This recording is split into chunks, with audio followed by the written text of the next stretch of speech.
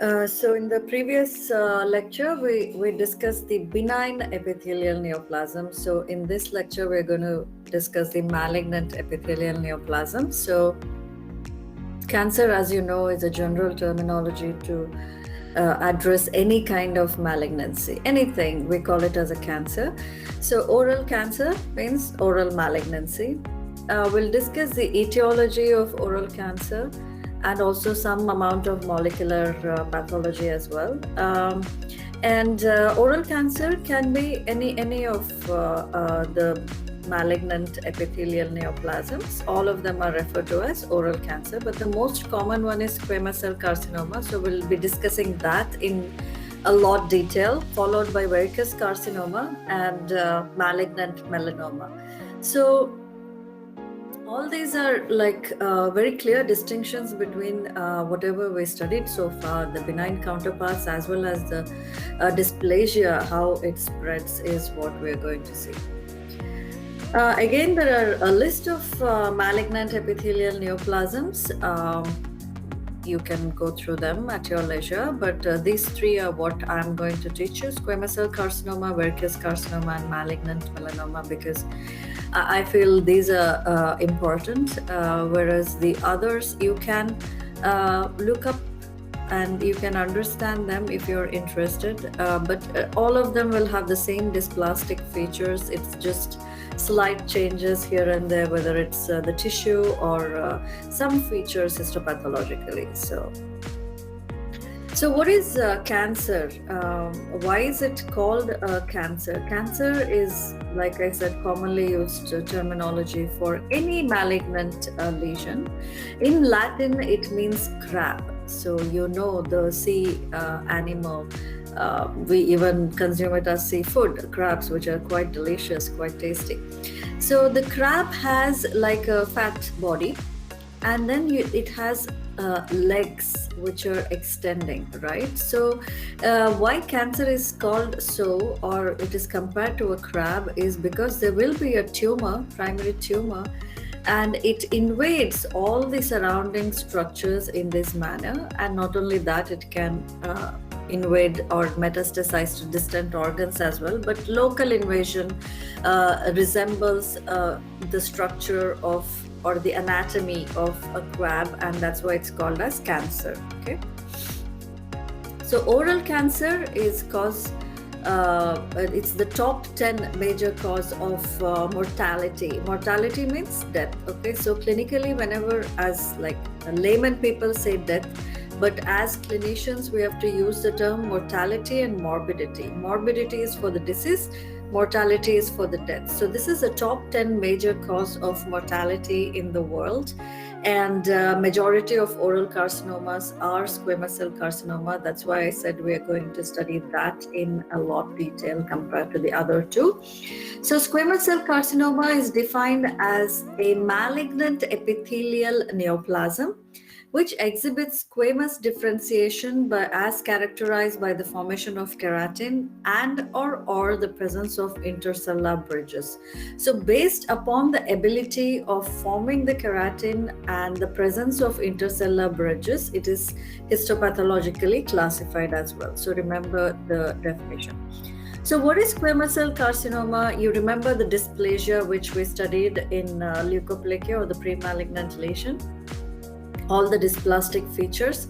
So this is the end stage of the series of alteration in the squamous epithelium, meaning the dysplasia, when it progresses, what happens is that it breaches the basement membrane and it invades the underlying connective tissue. So that's when it is called as a squamous cell carcinoma. So what happens is these dysplastic cells, when they're limited within the epithelium, you call it as mild, moderate, severe dysplasia or intraepithelial carcinoma. But when it breaches the basement membrane and goes into the connective tissue, it's called as frank malignancy. Another reason why it is very important when it comes to squamous cell carcinoma is the overall survival rate is just 50%, half and a half. So overall survival rate, usually you give it for 5 years, okay? So the 5-year survival rate in oral cancer is 50%. So you cannot really assure the patient for a longevity. So let's see what are the causative factors which are associated with the oral squamous cell carcinoma. So tobacco is one of the major causative factors. So tobacco is consumed in two different manner. One is smoked tobacco and the other is smokeless tobacco. So smoked tobacco is cigarette, this is BD, this is a cigar, and this is a pipe. So these are some of the common ways of smoking tobacco. And of course in the Middle East we have medwah or doha and shisha, which is the most common forms of smoking tobacco in the Middle East area.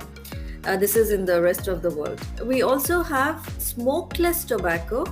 So there is something called as snuff, which they kind of inhale through the nose. That is one form of tobacco. There is chewing tobacco, where they chew the tobacco leaves either with some flavoring agents or just the tobacco, even that is supposed to intoxicate them. So these two are the different forms of consumption of tobacco. Actinic radiation, I think it's a very well-known cause of carcinoma and skin cancer especially. And when it comes to head and neck or the oral cavity, it's the lip cancer, which is caused by the UV radiation. And infection, I already told you, human papilloma virus type 16 and 18 causes the oropharyngeal carcinoma. Epstein-Barr virus causes Kaposi's sarcoma. And HIV is associated with a lot of different carcinomas as well. Even Candida has been implicated, which I'm going to discuss today, only the Candida one. And any chronic irritation. The chronic irritation can be in the form of a sharp tooth. That's why you should always go to the dentist whenever there is a sharp tooth repeatedly injuring your either buccal mucosa or alveolus or whatever. You have to go and get it smoothened, because any chronic irritation, whether it's a sharp tooth, a fractured restoration, or denture, a sharp edge of a denture, repeatedly causing chronic irritation can result in cancer after many years, but it can. And alcohol consumption, I think even in the last class I told you, it acts as a synergistic factor with the tobacco. What alcohol does is the tobacco is here. So what normally people do is when they drink, they smoke, even if they're not smokers, but whenever they're drinking, they like to smoke. So that's a common culture. So what alcohol does is that it increases the permeability of the oral mucosa. Normally, oral mucosa is not permeable to a lot of toxins. It can defend itself against the toxins, say from the smoke. But whenever you're drinking, the permeability increases, so all the toxins from the nicotine can easily enter your oral mucosa and cause the genetic abnormalities. So what's considered as a hallmark of cancer? There are 6 hits which has to happen for the cancer to occur. So this is again a cell cycle. I've already described it to you during wound healing, so I'm not going to again describe it. You know that there are several phases. So this is the synthesis phase, this is the gap 2 phase, mitosis phase, gap 1 phase. So there are some checkpoints between these which make sure that the cell is all right to carry on proliferating. Okay, what happens in cancer is what we're going to look at. The normal cells, I mean some of the normal cells, because there are some cells which do not divide, there are some cells which proliferate. So the ones which proliferate all their life grow and divide, but there are several controls. It's not like it is an uncontrolled division or uncontrolled proliferation. They only divide when the growth factors stimulate them. They send them a signal and tell them divide. Only then they divide. Okay, number 1. So if that is damaged, then that is, if the cell is damaged, then a molecular break will occur, meaning it puts a stop. It tells them to stop dividing until the cell becomes repaired. That's the checkpoints are acting for this purpose. Whenever they see the cell is damaged, this is what they do. If they cannot be repaired, then they commit a suicide. Okay, they undergo cell death, and that is called as apoptosis. And they can only divide a certain number of times. After that, the cell goes out of the cell cycle, it dies. Okay, it's not like it can continue dividing all its life. After a certain number of division, it dies. And they're a part of a tissue structure. Say, for example, it's an epithelial cell. It stays in the epithelium. It's a connective tissue cell. It stays in the connective tissue. They don't proliferate and then go to other areas. Like epithelium cell does not proliferate and go into the connective tissue. That's abnormal. And they need a blood supply to grow, because blood is what supplies the nutrition. So that's the normal, like whatever is happening in the normal. So in cancer, what happens is all these mechanisms will be damaged. All these mechanisms has to be overcome for a cell to become a cancerous cell. And all these mechanisms are controlled by several proteins, which we'll discuss in the next slide.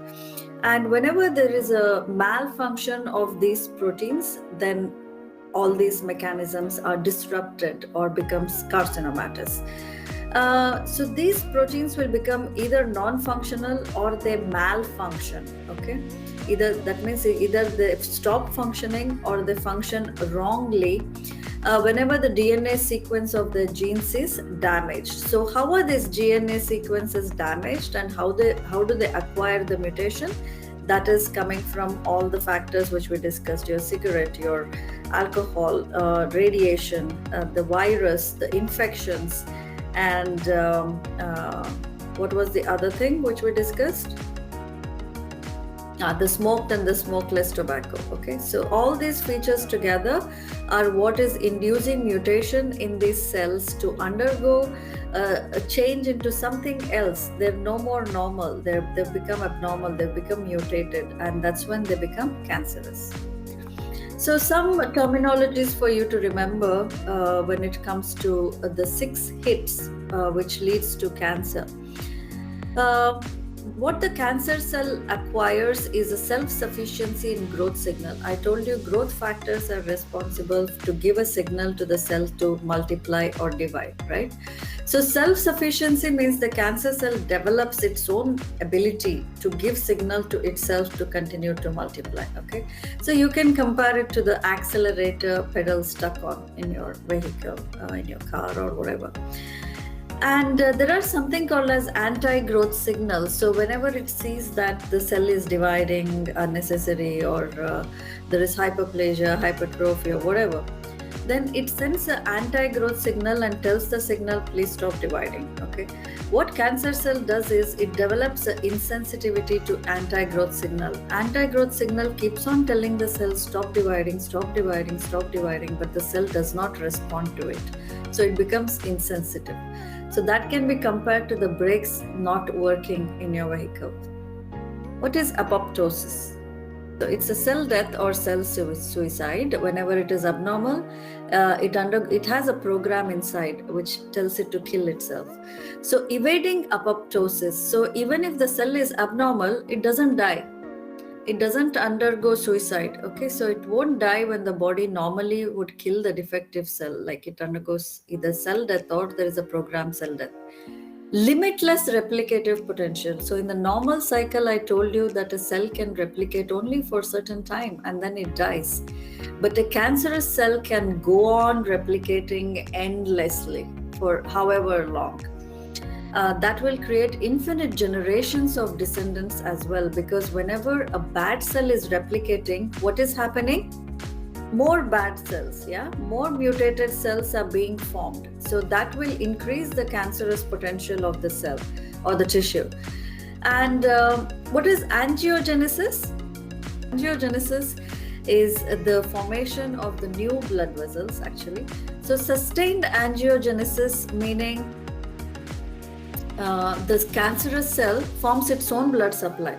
because it is growing big and big and big, and it is forming a lot of bad cells, and they need nutrition. So it tells the blood vessels to form more and more and more new blood vessels, which are like intertwined throughout the malignant tumor, so that it can live. Okay, so it is telling the body to give it blood supply, which is essential for nutrition. And the last is the tissue invasion and metastasis. So it develops the ability to migrate and spread to other organs and tissues. So I told you the innate character of a cell is to remain in the tissue where it belongs. Epithelial cell remains in epithelium. Connective tissue cells remain within the connective tissue. But in case of a mutated cell, it can go anywhere in the body, anywhere, from epithelium to connective tissue and from blood to distant organ. And these are the 6 hits which converts a normal cell into an abnormal cell. So those were the 6 hits, which is essential. This is just a summary, and what are the molecular proteins which are involved is what I'm going to say. So in summary, you can say that the normal regulation of the cell division and apoptosis are altered in cancer, to put it in very simple way. And neovascularization occurs, that is the new blood vessel formation to provide the nutrition. So that's like a summary. So what are the proteins which are affected? Let's see. So there's something called as oncogenes. So the normal genes are called as proto-oncogenes, and whenever these proto-oncogenes are transformed, they're termed as activated oncogenes. So this transformation is because of virus, radiation, chemical agents, smoking, whatever we discussed. So all these are the causative factors. So what are these oncogenes? It's a specific locus of gene which is responsible for forming the protein that can upset the replication of cell cycle and result in continuous mitosis or continuous proliferation of the cell. So that's an oncogene. And what are tumor suppressor genes? So whenever the cell is rapidly proliferating, the cell cycle is arrested. This is in the normal condition, and that happens by tumor suppressor genes. But in cancer, the tumor suppressor gene also undergoes mutation. So this allows the tumor production indirectly, and this is because of abnormalities in all these genes, that is P53, P21, and PRB. RB is for retinoblastoma. So all these are involved either in the cell cycle or apoptosis or any of them. Okay, so these are what are mutated, and that results in cancer. And like I said, the human papilloma virus 16 and 18 are responsible for the causation of oropharyngeal carcinoma. Okay. So clinically, how does it look? It is a disease of the older people because it is a chronic disease, and there has to be accumulation of all these mutations over several years. So they say it's a 10 rule. 10 cigarettes in a day for 10 years is what is supposed to accumulate enough mutation to cause cancer. Okay, so that's what they said. So if you're a smoker, please quit smoking, or at least reduce the number of the cigarette and gradually quit smoking. So that's why it's a disease of older age. But of course, you can see it in younger people because a lot of kids, especially unmonitored kids, and in very poor, underdeveloped countries, in a lot of countries where refugees are there. So all these children are getting into bad habits in a very early age. So they have started to smoke and drink and abuse themselves from a very young age. So you can see cancer in such patients at quite a younger age because they have accumulated enough mutations for carcinomatous change. And the sites which are commonly affected are lips, followed by lateral border of tongue and the floor of the mouth. And it is also, if you remember when I was discussing dysplasia, I told you lateral border of tongue and floor of the mouth are at a higher risk of malignant transformation. So those are the common sites of squamous cell carcinoma if you translate that and correlate it.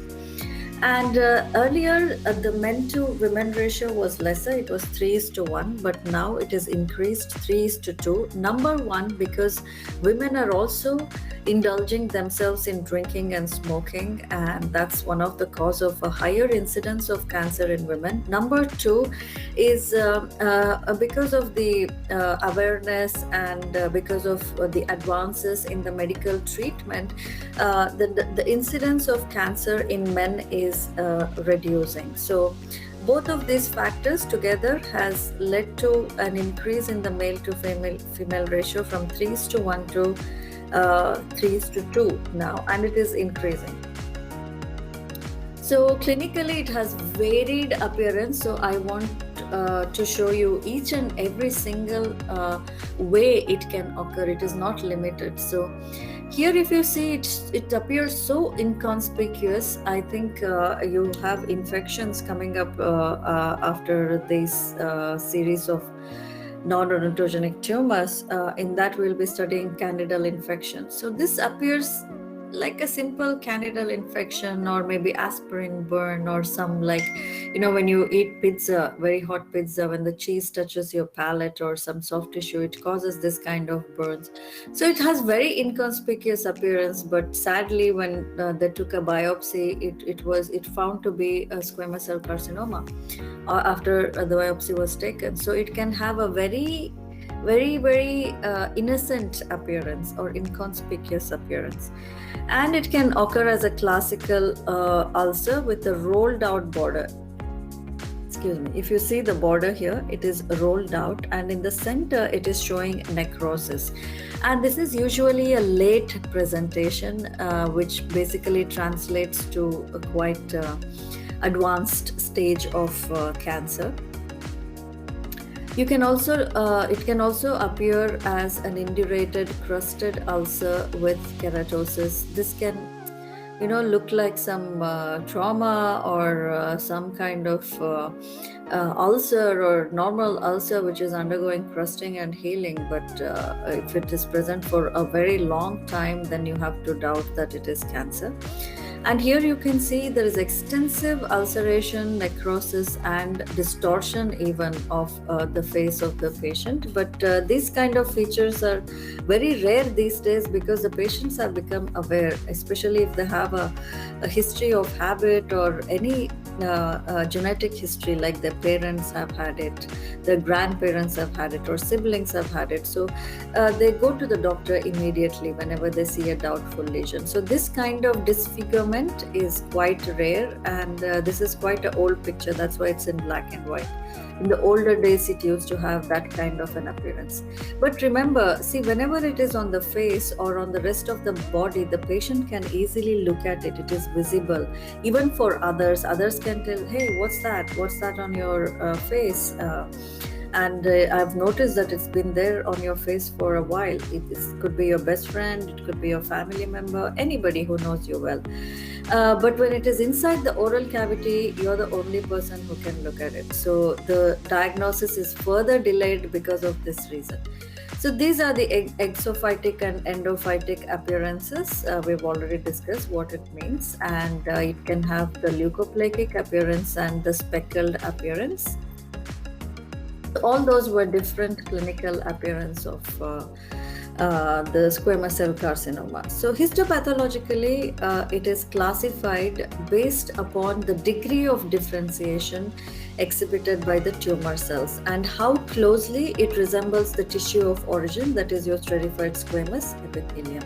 So based on that, it is classified as well differentiated, moderately differentiated, and poorly differentiated. So let's see what is the meaning of each of that. So this is well differentiated squamous cell carcinoma. So when we say well differentiated, it means that the squamous epithelium still has the ability to differentiate, and it still resembles the normal stratified squamous epithelium. How can we see it histopathologically? Because we can see significant amount of keratin. If you see here, there is keratin formation, and there is also some form of maturation from the basal cells, which we can see. So these two features indicate that it is still retaining the normal structure and function of squamous epithelium. So structure is by the basal cell differentiation. function is by formation of keratin.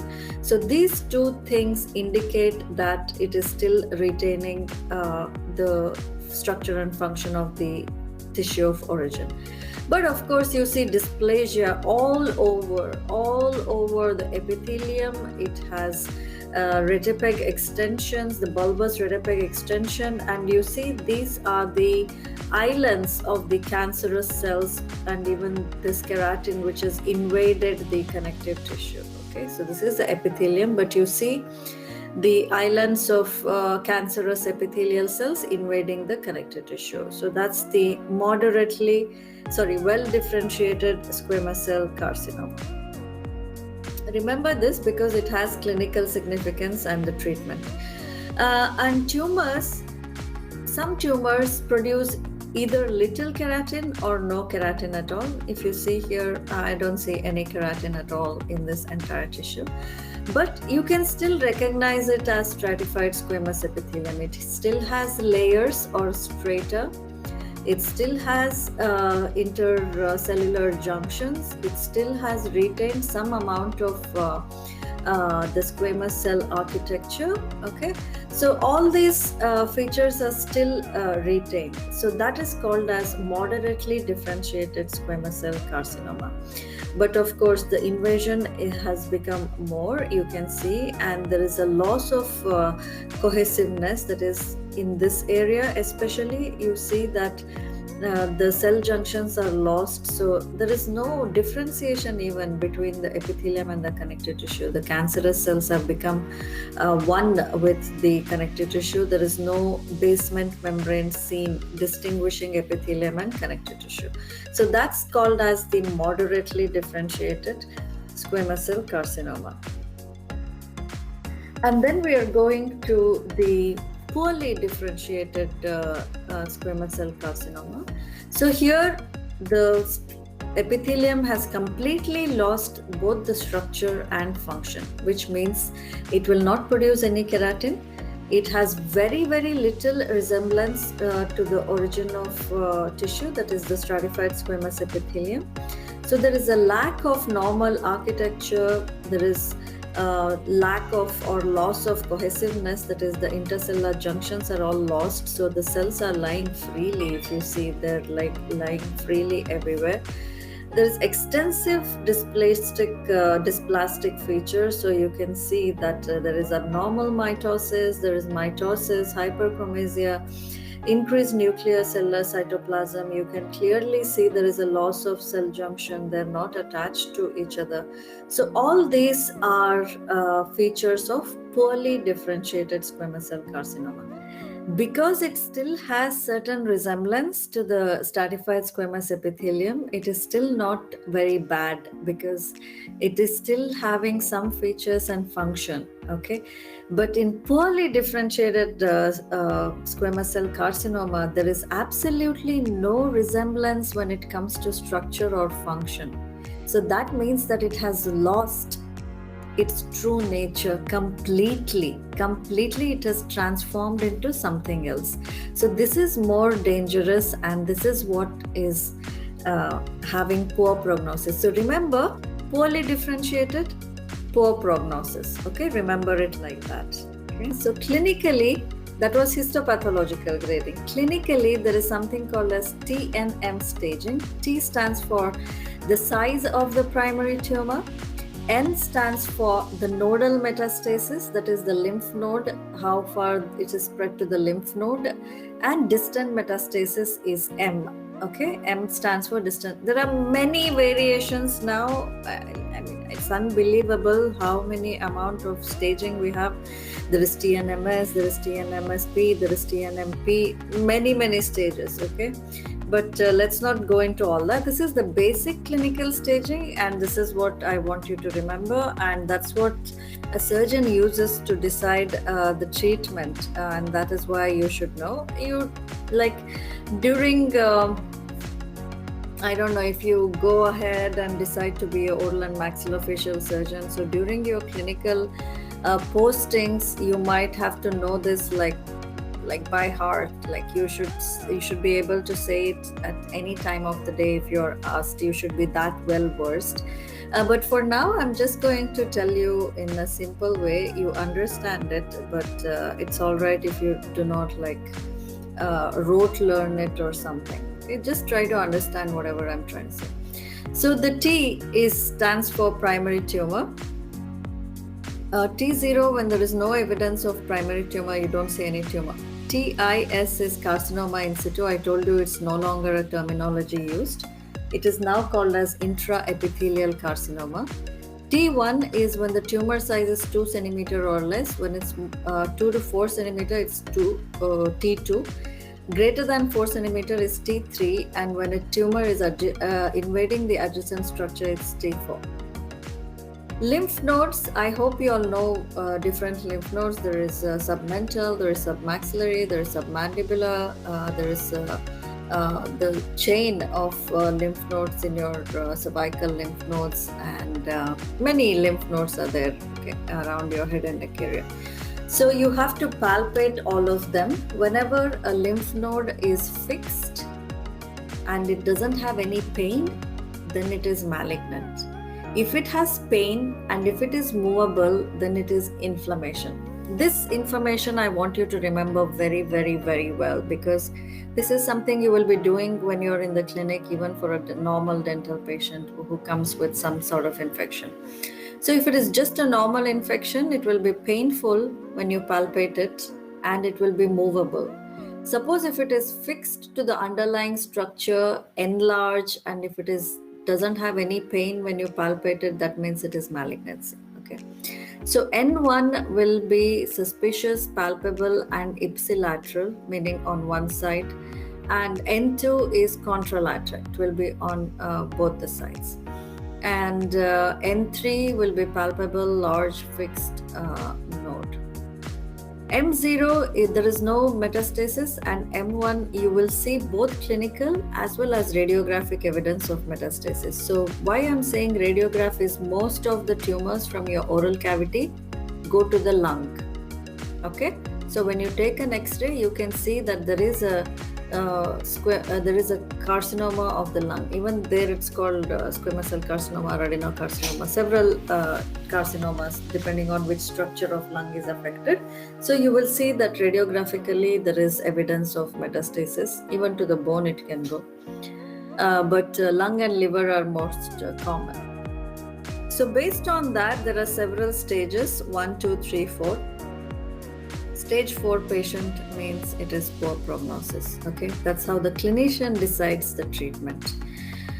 So in stage 4, as you can see, the T1, N2, M0, T2, N2, any T or N along with the metastasis, that is M1, is considered as stage 4. And even if the distant metastasis is not there, but still if it has reached N3 and T3, then it is considered as stage 4 and it has poor prognosis. Okay, so that's how you remember. Metastasis, I told you, happens via the lymphatic vessels which go to the regional lymph nodes. So the lymph vessels from the oral cavity, it drains all the cancerous cells, and then they go and reach the lymph nodes. You have parietal, you have buccal, there is submandibular, there is submental, and your cervical lymph nodes. There are all these lymph nodes help in the spread or the distant metastasis of the primary tumor to the rest of the body. And this is a clinical image. You can see that it is large, fixed, and painless. So this tumor cells, when they reach the lymph nodes, because they kind of get themselves packed, it expands the lymph node, and it eventually penetrates even the capsule of the lymph node and will extend into the surrounding tissue of the lymph node as well, apart from spreading to distant organs. And they're clinically detectable. Like I said, they will be fixed and painless. And the submandibular and deep cervical. So these submandibular and the deep cervical are some common ones which are affected, and you can easily palpate them. And like I said, lungs and liver are the most common organs which are affected in the distant metastasis. So treatment, you have surgical treatment, there is chemotherapy, and there is radiation therapy. Sometimes a combination of all of them can be done. So depending upon the size, site, stage, the TNM staging which I described, surgical treatment will have to be decided. And whenever you're excising the tumor, you also have to excise the regional lymph nodes. There is a specific terminology for that. It is called as RND. That's the regional lymph node dissection. RND, okay? Regional lymph node dissection. So if it is, suppose it is well differentiated, for example, most of the lower lip or the vermilion border shows a well differentiated squamous cell carcinoma, and because it is in the lip, it is often diagnosed at an early stage because it is visible easily. And for this, only surgical excision is good enough. You don't have to do radiotherapy or chemotherapy or anything. But suppose it is poorly differentiated, especially in case of lateral border of the tongue or floor of the mouth, and these are usually diagnosed at the later stages, and it would have already metastasized as well. So in this case, you have to use the combination of radiotherapy and chemotherapy along with the surgery. And like I said, these patients will have much poorer prognosis and less than 6 months of survival rate.